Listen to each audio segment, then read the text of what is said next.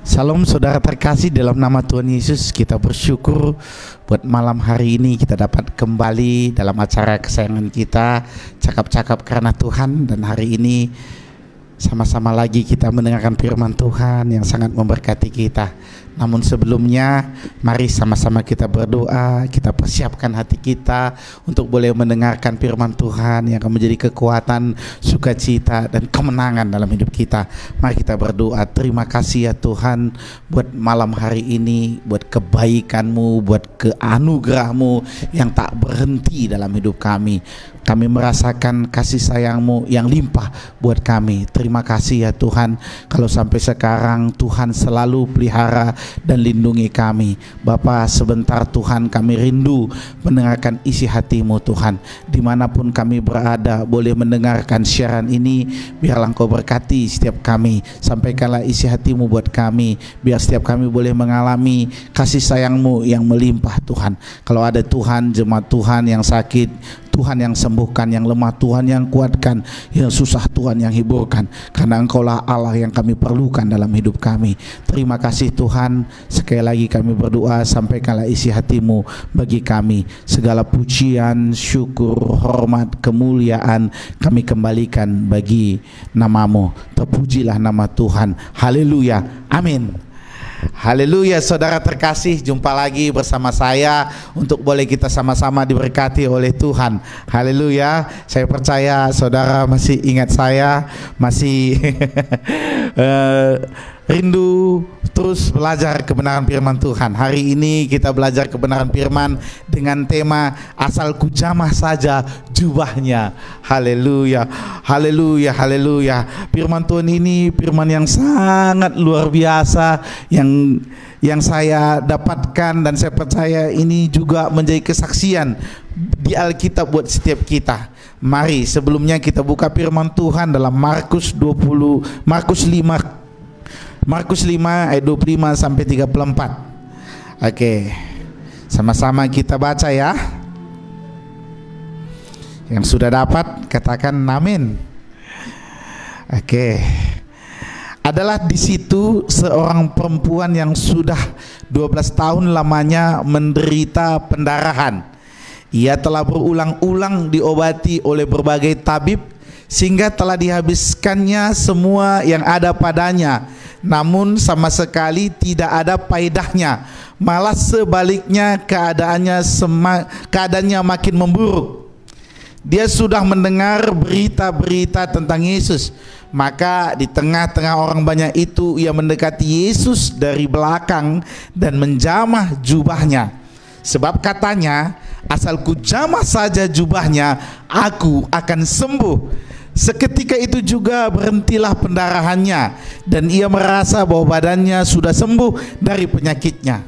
Pada ketika itu juga Yesus mengetahui bahwa ada tenaga yang keluar dari dirinya. Lalu ia berpaling di tengah orang banyak dan bertanya, siapakah yang menjamah jubahku? Murid-muridnya menjawab, engkau melihat bagaimana orang-orang ini berdesak-desakan dekatmu, dan engkau bertanya, siapa yang menjamah aku? Lalu ia memandang sekelilingnya untuk melihat siapa yang melakukan hal itu. Perempuan itu menjadi takut dan gemetar ketika mengetahui apa yang telah terjadi atas dirinya. Tampil dan tersungkur di depan Yesus dan dengan tulus memberitahukan segala sesuatu kepadanya. Maka katanya kepada perempuan itu, hai anakku, imanmu telah menyelamatkan engkau. Pergilah dengan selamat dan sembuhlah dari penyakitmu. Haleluya. Demikian pembacaan firman Tuhan. Nanti kita boleh bahas kebenaran firman Tuhan ini biar menjadi berkat buat setiap kehidupan kita. Asal kujamah saja jubahnya. Berarti ada sesuatu yang spesial yang terjadi dalam diri wanita ini, saudara, sehingga ini muncul dalam hatinya, mengalir dalam perkataannya, dan nanti kita lihat terrealisasi dalam tindakannya. Dan respon dari imannya, ada sesuatu yang luar biasa boleh terjadi dialami oleh wanita itu. Dan saya percaya sampai detik ini Tuhan Allah tetap Allah yang sama, Allah yang luar biasa, Allah yang dahsyat, yang mampu melakukan mujizat buat setiap kita. Haleluya, haleluya. Oke, Coba kita perhatikan ayat ke-25. Ini profil dari seorang wanita ini. Tuhan tidak peduli bagaimana keadaan kita, segelap apa hidup kita, Ia Allah yang sanggup. Katakan, Ia Allah yang sanggup, yang mampu menolong, memberkati, memulihkan, memberikan kemenangan buat kita. Begini cerita, begini firman Tuhan. Adalah di situ ayat 25, seorang perempuan yang sudah 12 tahun lamanya menderita pendarahan. Saudara, menurut saya ini sangatlah menyakitkan. Mengapa? Kalau seminggu saja pun kita sakit, kita sudah lelah. 2 minggu makin lelah. Mungkin kalau saya yang gemuk seperti ini, jelas ya gemuk ya. Aku geser sedikit. Gemuk ya. Yang gemuk seperti ini, saudaraku, kalau seminggu sakit pasti turun berat badannya. 2 minggu sakit makin turun lagi. Nggak lagi ganteng, udah berubah. Tetapi wanita ini mengalami sakit penyakit selama 12 tahun. Sangat menderita hidupnya. Karena 12 tahun itu bukan waktu yang pendek, waktu yang cukup panjang. Hari demi hari dilaluinya. Apakah ia berusaha? Ia berusaha. Kita lihat ayat 26. Ia telah berulang-ulang diobati oleh tabib. Di mana dokter yang paling bagus? Di mana rumah sakit yang paling mantap? Dia datangi semua. Dia ingin yang namanya sembuh. Dia ingin namanya sehat. Dia ingin kembali beraktivitas seperti semula. Boleh berkumpul dengan suaminya, boleh berkumpul dengan anak-anaknya. Dia ingin menjalani kehidupan secara normal, saudaraku. Dia berjuang sebisanya. Dan akhirnya, saudara, apa yang jadi? Selanjutnya 26 tadi, sehingga telah dihabiskannya semua yang ada padanya. Tadi kita bicara tentang tubuhnya yang sudah sakit, yang lemah, yang menderita. Dan selanjutnya dengan 26, dia sudah kehilangan semuanya. Apapun yang menjadi hartanya, apapun yang dimilikinya, sudah dihabiskannya semuanya. Demikian kata Alkitab. Apa dampaknya? Dia sakit, dia habis semua. Dampak yang dialami, saudara, ayat 26. Namun sama sekali tidak ada faedahnya, malah sebaliknya keadaannya makin memburuk. Saudara yang terkasih dalam nama Tuhan Yesus, kalau kita bayangkan kita ada di posisi seperti ini, betapa sedihnya hidup itu, saudaraku. Aku pernah mengalami sakit selama 6 bulan, berobat ke sana, berobat ke sini, tidak sembuh. Udah upayakan seperti ini, udah upayakan ke sana, tidak sembuh. Malam itu saya rasa terlalu panjang. Siang itu pun seperti itu. Hidupku ini tidak ada kuasa artinya. Sakit yang terus menerus, tak kunjung sembuh, tak ada harapan.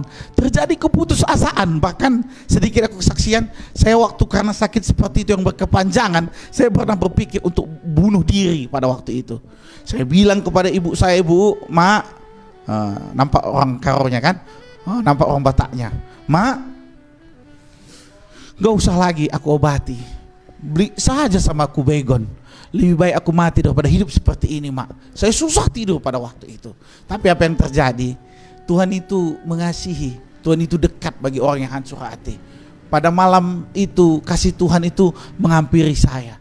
Dan pada waktu itu saya berserah sama Tuhan. Dan akhirnya Tuhan tolong. Sampai sekarang saudara lihat, sehat kan?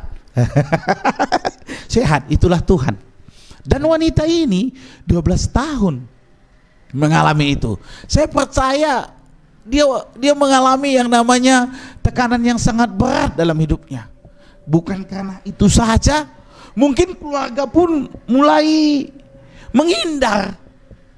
Mengapa? Karena sakit yang tak berkeputusan.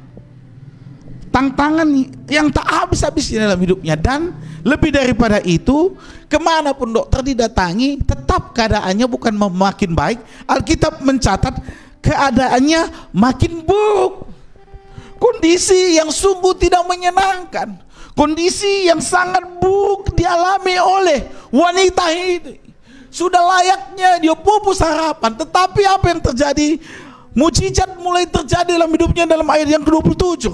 Setiap kali firman Tuhan diberitakan, setiap kali Yesus disampaikan, maka ada harapan, ada sukacita, ada kekuatan. Coba kita lihat ayat 27.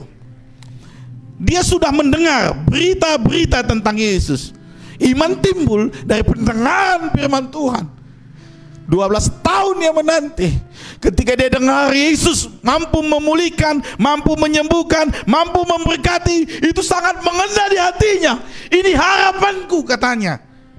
Maka di tengah-tengah orang banyak itu, ia mendekati Yesus dari belakang dan menjamah jubahnya. Ayat 28, sebab katanya, asal kujamah saja jubahnya, aku akan sembuh. Asal kujamah saja jubahnya adalah satu pernyataan iman wanita ini yang sudah lama sakit, yang sudah lama menderita, mengalami kegelisahan, mengalami keputusasaan. Ketika dia dengar Yesus, mulai ada dalam hatinya, asal kujamah saja, jamah saja. Kita tahu jamah ya. Jamah itu bukan pegang, jamah itu hanya sentuh saja.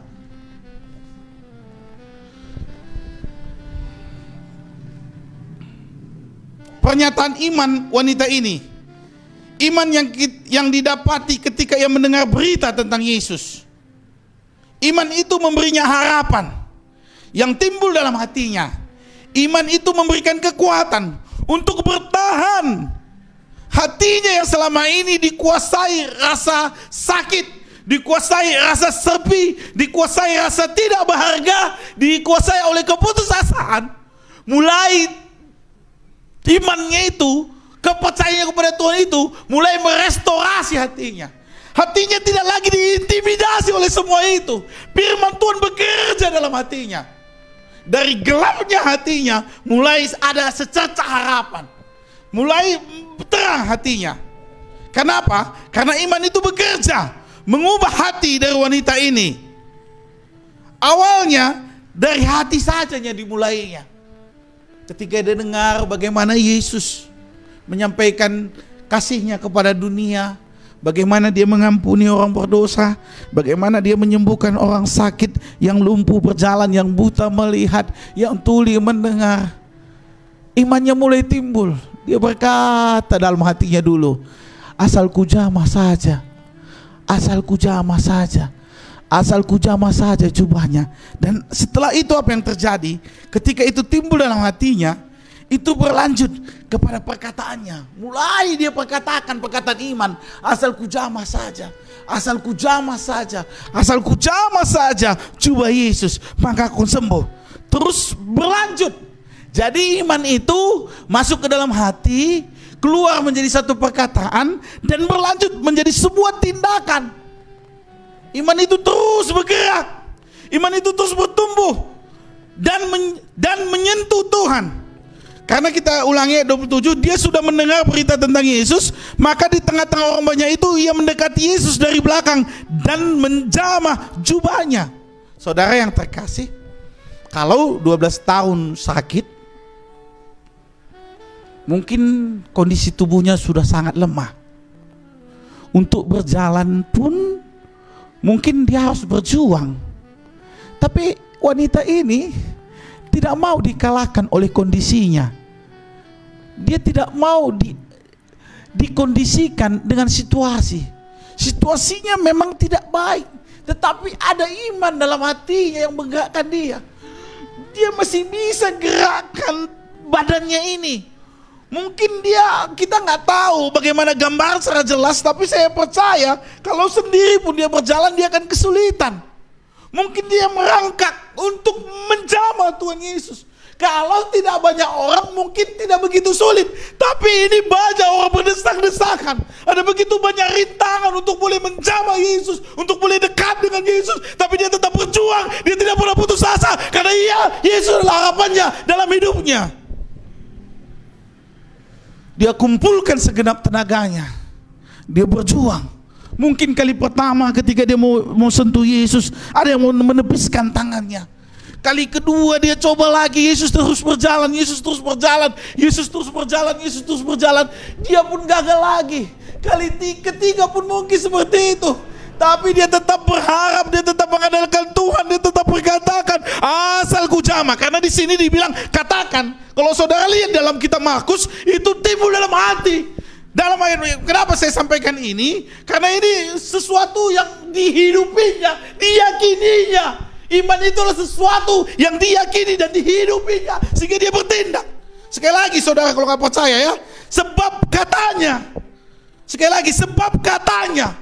Katanya itu iman yang telah menjadi bulan, satu tekad dalam hatinya untuk menjamah Yesus. Walaupun itu sulit, walaupun berulang kali dia jatuh, mungkin berulang kali dia gagal, dia terus mencoba, dia terus mencoba, dia mencoba, dia mencoba, dia mencoba, sampai akhirnya dia dapatkan jubah Yesus. Dan ketika dia dapat jubah Yesus, mujizat terjadi, dia sembuh, dia dipulihkan, mujizat dalam hidupnya. Haleluya. Demikianlah iman.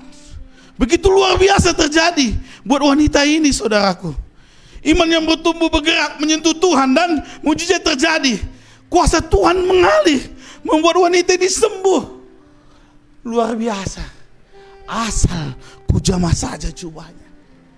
Saudara yang terkasih, ini masa-masa sulit. Bagaimana pandemi itu berjalan dalam kehidupan dan merongrong setiap sendi-sendi ekonomi, sendi-sendi masyarakat, melemahkan masyarakat. Di saat seperti ini, saudaraku, marilah bangkitkan iman kita. Asal ku jamah saja jubahnya. Tak peduli berapa tahun sulitnya, Tuhan akan memberikan kekuatan, Tuhan akan memberikan pertolongan buat kita. Ayat 29, ketika dia jamah jubahnya, seketika itu juga berhentilah pendarahannya. Ia merasa bahwa badannya sudah sembuh dari penyakitnya. Luar biasa, saudaraku. 12 tahun sakit terus menerus, bangun sakit, tidur sakit, bangun lagi sakit. 12 tahun. Kali pertama ketika dia sentuh Yesus, detik itu juga ada sesuatu yang mengalir dalam hidupnya. Mengalir kesembuhan, mengalir mujizat. Saat kita menyembah, saat kita memuji Tuhan, saat kita berdoa, kita sedang menyentuh hatinya Tuhan, membuat kuasanya mengalir dalam hidup kita, menghentikan kegelisahan kita, menghentikan ketakutan kita, memulihkan kehidupan kita. Haleluya. Pada ketika itu juga Yesus mengetahui bahwa ada tenaga yang keluar. Ayat 30, sekali lagi saya baca. Pada ketika itu juga Yesus mengetahui bahwa ada tenaga yang keluar dari dirinya. Lalu ia berpaling di tengah orang banyak. Siapa yang menjamah jubahku? Karena murid-murid, ayat 31 aja ya aku baca ya. Murid-muridnya menjawab, engkau melihat bagaimana orang ini berdesak-desakan dekatmu, dan engkau bertanya, siapakah yang menjamah aku? Waktu Yesus berjalan untuk menjumpai anak Yairus yang sedang sekarat, sampai di sana dia katakan mati, dan Tuhan memberikan kehidupan buat anak ini. Di perjalanan itu wanita ini dikerumuni, Yesus dikerumuni banyak orang, banyak yang menyentuh karena berdesak-desakan di dekatmu katanya. Banyak yang menyentuh dia pada waktu itu. Tapi kok nggak ada tenaga yang keluar. Disinilah wanita ini mendapatkan imannya itu, saudaraku. Imannya itu menggerakkan kuasa Tuhan, menggerakkan mujizat Tuhan turun atas seluruh kehidupannya. Haleluya. Lalu di ayat 32, lalu ia memandang sekelilingnya untuk melihat siapa yang telah melakukan hal itu. Ayat 33, Perempuan itu menjadi takut dan gemetar ketika mengetahui apa yang telah terjadi atas dirinya. Tampil tersungkur di depan Yesus dan dengan tulus memberitahukan segala sesuatu kepadanya. Wanita itu tersungkur, gemetar. Ia sudah sembuh. Dia rasakan jamahan karena iman membuat kuasa Tuhan mengalir dalam hidupnya. Kuasa Allah yang luar biasa telah turun atas hidupnya. Hal yang luar biasa, lebih dari yang ia pikirkan lagi, saudaraku. Mujizat yang lebih dia pikirkan daripada mujizat kesembuhan adalah mujizat keselamatan. Coba kita baca ayat 34. Maka katanya kepada perempuan itu, saya pelan di sini, hai anakku. Yesus ngomong kepada wanita yang 12 tahun pendarahan itu, saudaraku, yang sudah sembuh ketika dia percaya, beriman kepada Tuhan. Lihat, dia perkatakan ini, dia pandang wanita itu, hai anakku, imanmu telah menyelamatkan engkau. Pergilah dengan selamat dan sembuhlah dari penyakitmu. Bagaimana iman percaya kepada Tuhan Yesus. Firman Tuhan yang sangat memberkati kita, saudara, dalam Yohanes 14 ayat 6 menjadi ayat hafalan kita. Saya ingatkan lagi kepada kita, Yohanes 14 ayat 6, kata Yesus kepadanya, akulah jalan dan kebenaran dan hidup. Tidak seorang pun yang datang kepada Bapa kalau tidak melalui aku. Keselamatan hanya kita peroleh dalam Tuhan. Tetapi ketika imannya itu bekerja, mujizat keselamatan dia dapatkan. Bukan hanya kesembuhan, tetapi keselamatan, mujizat yang terbesar dia peroleh dalam hidupnya. Dan saudara yang terkasih dalam nama Yesus, dalam perjanjian lama, orang yang sakit pendarahan itu disebut najis, saudara. Apapun yang disentuhnya najis. Disentuhnya mungkin katakanlah meja najis. Disentuhnya sesuatu najis, disentuhnya sesuatu najis. Tetapi apa yang terjadi? Ketika dia menyentuh jubah Yesus, dia menyentuh hatinya Tuhan, dia menyentuh pribadi Tuhan, apa yang terjadi? Mujizat terjadi dalam hidupnya. Bukan dia najis, bukan yang disentuh, karena dia Allah, Tuhan Yesus Allah yang Maha Kuasa. Ketika dia sentuh Yesus, dia menjadi tahir. Itulah kuasa dari kasih Yesus. Ketika ada orang berdosa dalam Yesaya berkata, walaupun dosamu merah seperti kirmizi, akan putih seperti salju. Ketika kita punya hati yang rindu datang kepada Tuhan, apapun menjadi kesalahan kita, apapun menjadi kelemahan kita, dosa-dosa kita, ketika kita datang kepada Tuhan, maka Tuhan menguduskan kita, Tuhan membenarkan kita, sehingga keselamatan menjadi bagian kita. Demikianlah dengan iman, ketika dia menyentuh jubah Yesus, maka ia tahir, bahkan keselamatan ada baginya. Dan saya percaya firman Tuhan ini sangat memberkati kita. Kalau wanita 12 tahun pendarahan yang tidak punya apa-apa, tetapi dia punya iman kepada Tuhan Yesus, dipulihkan di masa-masa sulit dalam hidupnya, di masa-masa dia melewati lembah kelam.